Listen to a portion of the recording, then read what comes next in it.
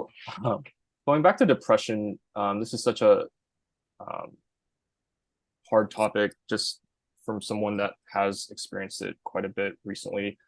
Mhm. Can you talk a little bit to us about how one could go about overcoming depression, I guess, or like the strategies to um, getting past it, or just any Yeah, getting strategy? through it Yeah, getting even. through. Yeah, Yeah, exactly. just Yeah, yeah, surviving it. yeah, yeah. Yeah.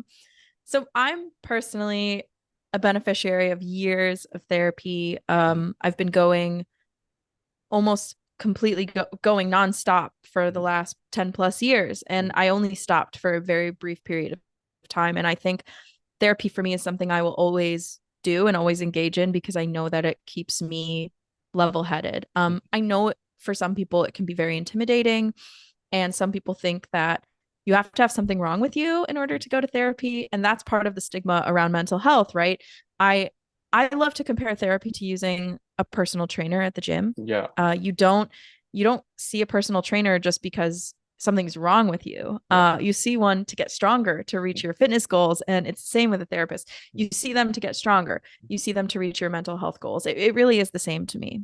So that's one area. I do love therapy. I have a great therapist. I've had many great therapists that have all helped me. And while it can be intimidating to find a therapist, um, there are plenty of resources that can help you know what to even look for and where to even start because some people don't even know where to start. Mhm. Um, so that's one area. I've also personally benefited from a combination of therapy and medication. Again, another conversation, not for everybody. It worked for me in the past. Mhm. I'm no longer on medication, but it was definitely part of my recovery journey over time. And for a long time, it did help me. And that can also be intimidating for some people. Right.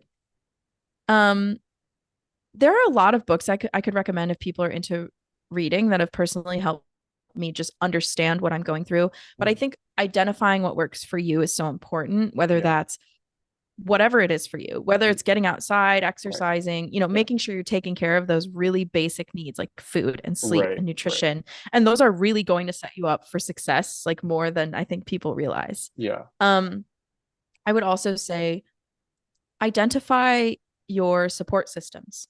Who are the people in your life that you feel safe with and supported by? And can you use those people as resources? And I know from personal experience that you might feel like you're burdening somebody by needing something from them. Right. And I think you have to kind of flip that thought on its head and say, if this person came to me, would I feel like they're a burden? Like Right. probably not, Yeah. right? So Yeah. you kind of have to trick your brain sometimes. And Right.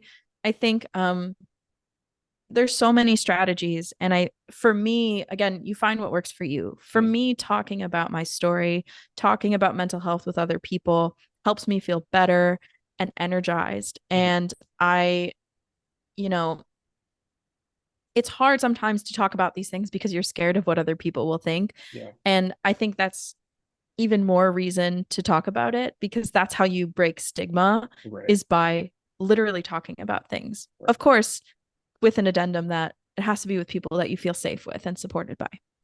Well, and I think that like rings so true with me what you said about like not burdening people, because like um Mm-hmm. I I I love to help people like when people come to me with a problem, but at the same time, like you were saying, it's like, oh, I wouldn't want to do that to other people. Like I wouldn't want to be a Right. burden on them. But yeah, no, you're And right. they Like like would be so happy to help you, of right, course. right. Well, and I think just from personal experience, for me, when I struggle with depression, um the thing that I need most is just sunlight, just being outside. Mm-hmm. But that's like the one thing I don't want to do when I'm depressed, because like I just Yes. want to be in bed and like cooped up, and it's hard Mm-hmm. because I think you in some ways you kind of need to just force yourself to take that first step, right? And you and I have shared in the past about our love for running.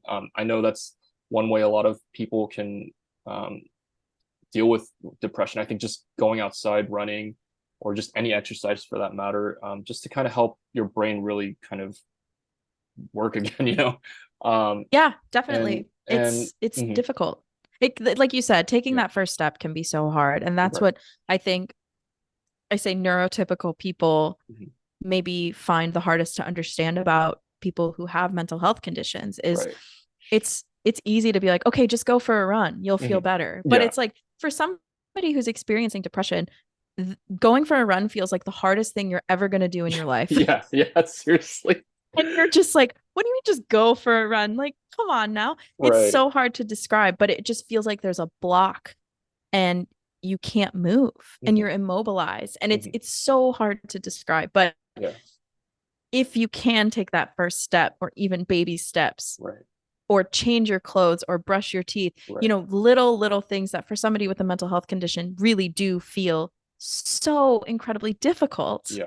Um, baby steps are also okay and are Yeah. also progress. Yeah. There were days during the pandemic where I couldn't get out of bed at all. And I think Mhm. that was the case for so many people, let alone touch my instrument. Like, are you Right. kidding me? Like, come Right. on now. Yeah. So Yeah. it's just, I think we need to be nice to ourselves. And Right. are you familiar with spoon theory? No, please educate me. Yes. So spoon theory is the idea that you only have so many spoons in a day to spend on doing certain things. Okay. So the number of spoons you have is also dictated by whether you have a mental health or physical condition. Mhm. So like you might spend a certain number of spoons on taking a shower, brushing your teeth, cooking for yourself. It might be a ton of spoons for like exercising. Mhm. I think Mhm. for us, you can think of spoons as like practicing and Right. just being realistic with yourself and be like, okay, I have no more spoons today. Like Oh, I need to rest. uh, And you can't really spend more spoons than you have because then that's what leads to burnout or oh, any kind of other mental health condition. right. It's really fascinating stuff. And I try to think, I mean, people think about it as bandwidth or whatever you want to call it, but I love Mhm. this visual idea of spoons. Mhm. Mhm. Yeah. No, I mean, we all need spoons in our lives, so Yeah, that's exactly. Yeah. Yeah. so we've talked a little bit about like the things that can be remedies for depression. Can you talk about maybe things that one should avoid when struggling with depression? Because I feel like alcohol is maybe one thing that we can dive into because I mean, I think as one goes through depression, alcohol might be like one of the first things that we go to kind of help alleviate the pain. But like, can you just talk to us a little bit about that and like the effects of that maybe? Yeah. And again, I'm not like a clinical mental health expert, but Right. we do know from a simple Google search that Mm. alcohol is a depressant. Right. And again, I'm not the perfect example either. I Mm. still drink Yeah. even though I have depression and I would still drink alcohol even when I was on SSRIs, which like for some SSRIs you absolutely cannot do. And for some they counterbalance because alcohol is a depressant, right? We Right. know that. Mm. Um so we know that it can cause the opposite effect of what Right. we're trying to achieve. It can make us feel sluggish the next day and I think it is of course the first thing we want to turn to because it lets us feel loose and easy for a period of time and it makes Right. things just feel a lot smoother and maybe it helps you in social situations and that's totally fine and Mm. I thought for a while that alcohol was something I was going to have to give up and to be Mm. honest I had some therapists that really excuse me not therapists psychiatrists Mhm. that really wanted to examine my drinking habits um and to be honest, it didn't really work for me personally just because I felt a little judged by them. Right. And I now have a therapist that zooms out a bit further. And I think she asks the right questions, such as, let's talk about what's causing you to want to drink or what's causing you to drink. And we're talking about like binge drinking. We're not talking Right. about like having a casual glass of wine here and Right. there. It's like, why do you feel the need to drink this much instead of why are you drinking so much? Right. It's Yeah. just the tone is completely different and it really just forces your brain to think just a little bit differently. But again, then I feel safer to talk about, okay, well, I feel the need to drink this much because XYZ, or I want to drink this much because of XYZ. Mhm. And instead of judging me and being like, well, you really shouldn't drink that much, Right. it's maybe we try to just count the number of drinks you have that night without judgment, Yeah. without fear, without shame.